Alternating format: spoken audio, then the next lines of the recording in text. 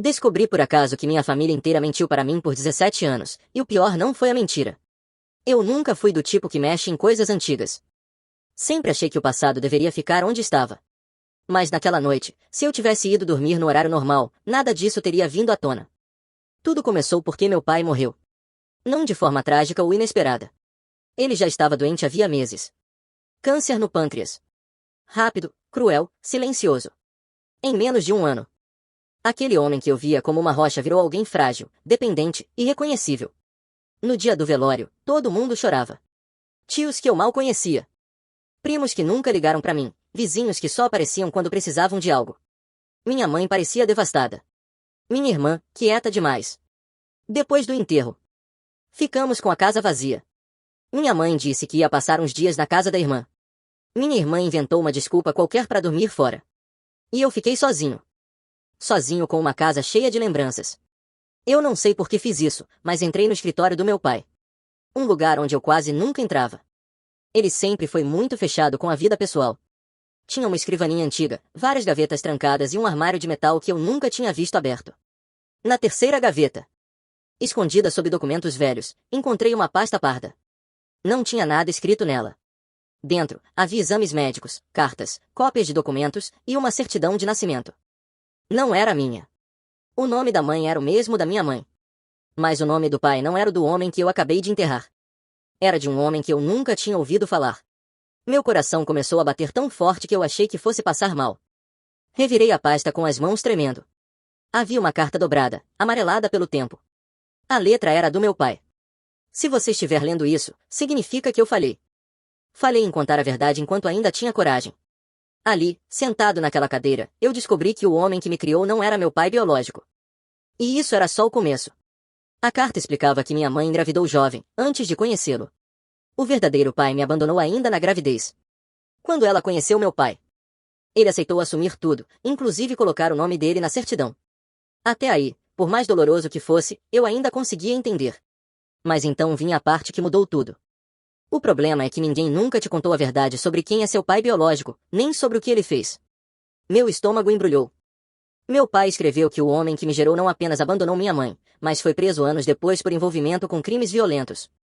Ele não entrou em detalhes, mas deixou claro que fez de tudo para que eu nunca chegasse perto daquela pessoa. E então, a frase que me gelou: ele sabe que você existe. Fechei a carta com força. Aquilo não fazia sentido. Se ele sabia, por que nunca apareceu? Por que ninguém me contou nada? Foi quando encontrei um pendrive colado com fita na parte de trás da gaveta. O conteúdo dele mudou minha vida para sempre. No pendrive havia gravações de áudio. Conversas antigas. Algumas entre meu pai e minha mãe. Outras, com advogados. E uma, em especial, com alguém que eu reconheci pela voz depois de poucos segundos. Minha tia. Ela estava rindo. Rindo. Falando que era melhor assim, que na verdade só ia destruir tudo. Que ninguém precisava saber. E então ouvi algo que fez meu sangue ferver: se ele descobrir quem é o pai de verdade, a herança pode virar um problema. Herança. Então não era só sobre me proteger. Era sobre dinheiro. Passei a noite inteira ouvindo aqueles áudios. Descobri que meu pai tinha bens no nome de terceiros, empresas, investimentos. E que minha mãe e minha tia tinham medo de que, se eu descobrisse a verdade, eu questionasse tudo. Mais ainda, havia indícios de que meu pai biológico tentou entrar em contato anos atrás, e foi impedido. Não por falta de interesse, mas porque alguém pagou para mantê-lo longe. Essa pessoa foi minha própria família. No dia seguinte, confrontei minha mãe. Ela não negou. Chorou, tremeu, pediu desculpa, mas confirmou tudo. Disse que fez pelo meu bem. Eu perguntei se ela teria feito mesmo se não houvesse dinheiro envolvido. Ela não respondeu. Minha irmã apareceu horas depois. E quando eu contei tudo, ela disse algo que doeu mais que qualquer mentira: você nunca foi tratado como filho de verdade mesmo. E ela estava certa. Nos meses seguintes, comecei a investigar sozinho. Descobri quem era meu pai biológico. Descobri onde ele estava. Descobri o tipo de homem que ele se tornou. E descobri algo ainda pior. Meu pai verdadeiro não era o monstro que pintaram. Ele tinha cometido erros graves, sim. Mas não os crimes que usaram como desculpa. Muito do que disseram foi exagerado. Outras coisas, simplesmente mentiras. Meu pai que me criou sabia disso. Mesmo assim, escolheu o silêncio. A reviravolta veio quando o inventário começou.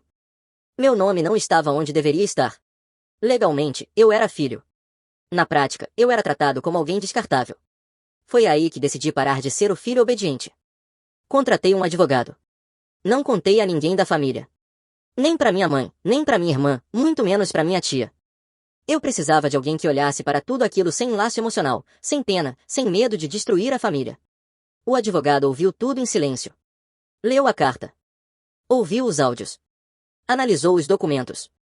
Quando terminou, tirou os óculos e disse uma frase que nunca vou esquecer: você não foi apenas enganado. Você foi estrategicamente excluído. Ele explicou que, embora meu pai tivesse me registrado, existiam manobras legais sendo feitas há anos para reduzir o que, legalmente, chegaria até mim. Empresas em nomes de terceiros. Doações em vida. Contratos estranhos. Tudo muito bem pensado. E então veio a bomba: se essas gravações forem autênticas. Isso aqui não é só questão de herança. É fraude. Fraude. Minha própria mãe. Minha tia. Pessoas que diziam me amar. Enquanto o processo começava, decidi fazer algo que eu nunca imaginei que faria. Fui atrás do meu pai biológico. Eu tinha um endereço. Um bairro simples, distante da vida confortável que eu sempre tive. Cheguei com o coração na garganta, esperando encontrar um vilão, e encontrei um homem cansado. Ele demorou para abrir a porta. Quando abriu, me olhou como se estivesse vendo um fantasma. Você é ele, né? Aquela frase me desmontou. Sentamos à mesa da cozinha. Ele chorou. Chorou de verdade. Disse que tentou me ver quando eu tinha 5 anos, depois aos 8, depois aos 12. Disse que recebeu ameaças veladas. Dinheiro oferecido para desaparecer. E ele aceitou. Não por ganância. Mas porque estava quebrado, endividado, sem forças.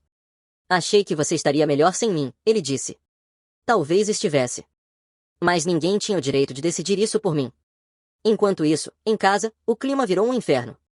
Minha mãe começou a desconfiar. Minha tia ligava o tempo todo. Minha irmã, que sempre foi distante, passou a agir como se eu fosse o vilão da história. Você vai acabar com tudo, ela disse. Vocês já acabaram. Eu respondi. Quando o inventário avançou, veio a primeira tentativa de acordo. Me ofereceram uma quantia fixa, desde que eu abrisse mão de qualquer contestação. Era dinheiro suficiente para mudar a vida de muita gente. Mas não era justiça. Recusei. Foi aí que eles entraram em pânico. Minha tia foi a primeira a perder o controle. Mandou mensagens, áudios agressivos, ameaças veladas. Tudo foi guardado. Tudo virou prova. Minha mãe tentou outra abordagem: a culpa. Seu pai morreu achando que você estava seguro. Ele morreu achando que eu era burro, eu respondi. Essa frase encerrou nossa relação como mãe e filho. O julgamento demorou meses. Durante esse tempo, descobri mais coisas. Descobri que minha irmã sempre soube que eu não era filho biológico. Descobri que ela recebia benefícios financeiros que eu nunca recebi. Descobri que ela ajudou a esconder documentos. Quando confrontei, ela disse algo que me gelou: alguém tinha que perder. Ela me via como sacrifício necessário. No tribunal, as gravações foram ouvidas em voz alta. Ouvir minha tia rindo ecoar naquela sala foi surreal. Ver minha mãe baixar a cabeça enquanto o juiz falava em má fé foi devastador. No fim, a decisão foi clara. Parte significativa do patrimônio voltou ao inventário. Minha participação foi reconhecida integralmente. Minha tia respondeu por fraude. Minha mãe perdeu o controle de bens que achava garantidos. Eu ganhei. Mas não me senti vencedor. Depois disso, cortei contato. Mudei de cidade. Comecei do zero. Mantive contato apenas com meu pai biológico, com limites claros. Ele não tentou ocupar um espaço que nunca foi dele. Apenas quis estar presente. Meses depois, recebi uma última mensagem da minha irmã: eu faria tudo de novo. Apaguei. Bloqueei. E entendi, finalmente, que algumas famílias não são quebradas por verdades, elas só se mantêm de pé enquanto a mentira convém a todos, menos a você. Depois que tudo terminou oficialmente, achei que o pior já tinha passado. Estava errado. Ganhar na justiça não encerra uma história, às vezes. É apenas o momento em que as máscaras caem de vez. Nos meses seguintes ao julgamento, eu mal dormia. Acordava com qualquer barulho, sonhava com vozes se sobrepondo. Como se todos tentassem me convencer de versões diferentes da mesma mentira. Eu tinha dinheiro, estabilidade e liberdade, mas me sentia vazio. Cortar a família não é libertador como romantizam. O que vem depois é o silêncio, aniversários sem mensagens, domingos sem ligações. A percepção de que ninguém mais pergunta se você chegou bem. Minha mãe tentou contato uma única vez. Com uma mensagem curta: eu ainda sou sua mãe. Fiquei encarando aquela frase por quase 1 hora, mas não respondi. Ser mãe não é só gerar. É proteger, e eu fui usado como moeda de troca. Meu pai biológico passou a fazer parte da minha vida, não como pai, mas como alguém tentando reparar o irreparável. Ele me contou que meu nascimento foi usado contra ele, que recebeu ameaças e dinheiro para desaparecer. Quando ele disse eu fui fraco, respondi que ele foi humano. Foi a primeira verdade sem maquiagem que ouvi. 1 ano depois, soube que minha tia havia sido condenada criminalmente por fraude e falsificação. Ela perdeu quase tudo. Não senti alegria, apenas alívio. Como se uma dívida invisível tivesse sido paga. Minha irmã tentou manter a aparência de normalidade até documentos do processo vazarem. Sua imagem caiu. Amizades e oportunidades se perderam. Quando apareceu na minha porta, disse que eu tinha conseguido. Respondi que eles fizeram isso sozinhos. Quando repetiu que alguém tinha que perder, fechei a porta, sem culpa. A verdade cobra um preço contínuo. Fiz terapia.